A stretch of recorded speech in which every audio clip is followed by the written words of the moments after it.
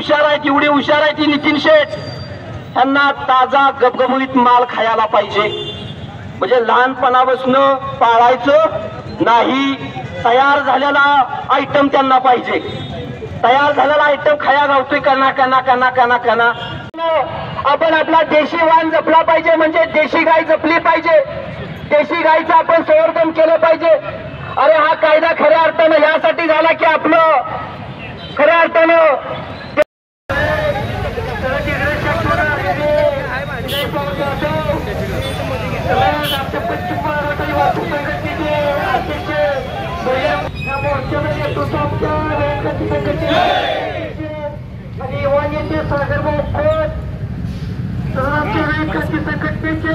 रयत क्रांती संघटनेचा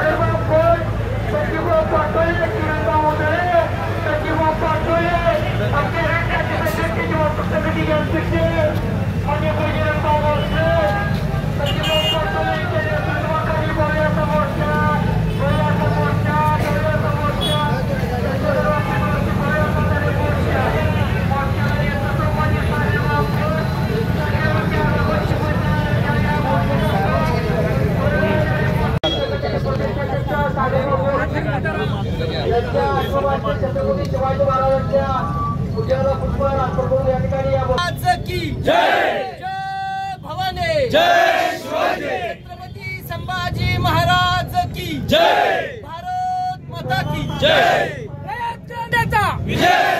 सागर भाव तुम आगे बढ़ो, हम तुम्हारे साथ हैं. सदाभाऊ सदाभाऊ दोन नाराका. शेतकरी एकजुटीचा जय. शेतकरी एकजुटीचा जय. सागर भाव तुम आगे बढ़ो. अरे ये रख लड़की को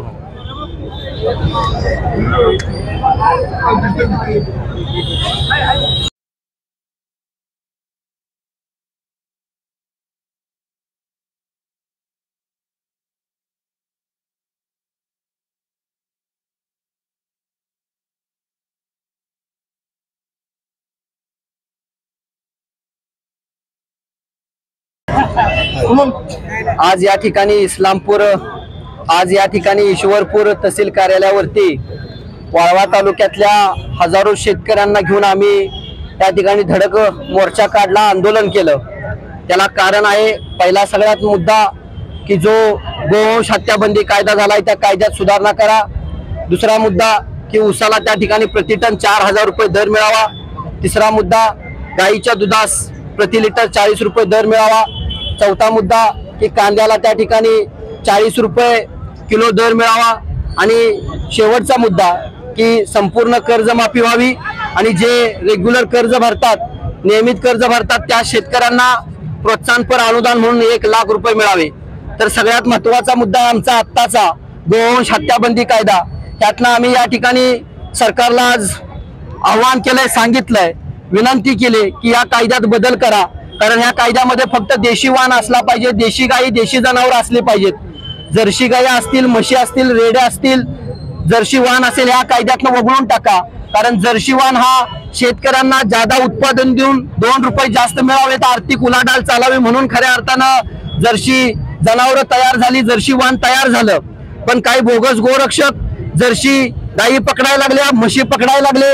त्यामुळे व्यापारी आज शेतकऱ्यांच्याकडे येऊन त्या ठिकाणी जनावरं न्यायला तयार नाही. त्याचा परिणाम असा झाला की शेतकऱ्यांच्या आज गोट्यामध्ये भाकड जर्सी गाया पडून आहेत.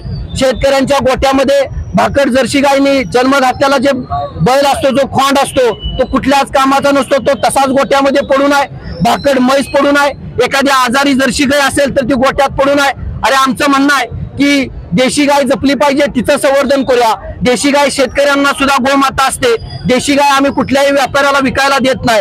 तुम्हाला जर देशी गाय त्या ठिकाणी कुणी येताना आणताना जर दिसली तर आमची उलट गोरक्षकांना विनंती आहे, तुम्ही त्यांना मारा, ठोका, फासावर चढवा, पण जर्सी गाया म्हशी यांना तुम्ही बाबांनो त्रास देऊ नका, नाहीतर शेतकऱ्याचा हा धंदा सगळा त्या ठिकाणी अडचणीत येईल। भविष्याच्या काळामध्ये गोट्यात एक सुद्धा त्या ठिकाणी जर्सी गाय आणि म्हशी दिसणार नाहीत। आणि म्हणून आम्ही हे आंदोलन केलं की जे ठराविक बोगस गोरक्षक या कायद्याचा वापर करून स्वतःच्या घराची चूल पेटवत आहेत, त्यांनी याचा व्यवसाय केला, धंदा केला, आम्हाला धमक्या देत आहेत आणि धमक्यांच्या माध्यमातून आम्ही थांबणारी माणसं नाही। कारण शेवटी आमचं सुद्धा बेन ही शेतकऱ्यांचं बेन आहे, आमचं सुद्धा खऱ्या अर्थानं रक्त ही शेतकऱ्यांचं रक्त आहे। म्हणून याला जातीय नाव न देता, धार्मिक या गोष्टीला न नेता आपण सगळ्यांची जात शेतकरी आहे बघून आपण सगळ्यांनी देशी वाण जपूया, देशी गाई 100% जपूया।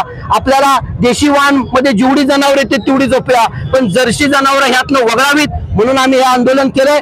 आणि जर नक्कीच ह्याचा परिणाम चांगला झाला नाही, शेतकऱ्याला न्याय मिळाला नाही, तर येणाऱ्या काळामध्ये निश्चितपणे लाखोंच्या संख्येनं शेतकरी येणाऱ्या काळात महाराष्ट्रभर रस्त्यावरती उतरल्याशिवाय तो शांत बसणार नाही, असं या ठिकाणी मी आजच्या कार्यक्रमाच्या निमित्तानं आवाहन केलंय। धन्यवाद।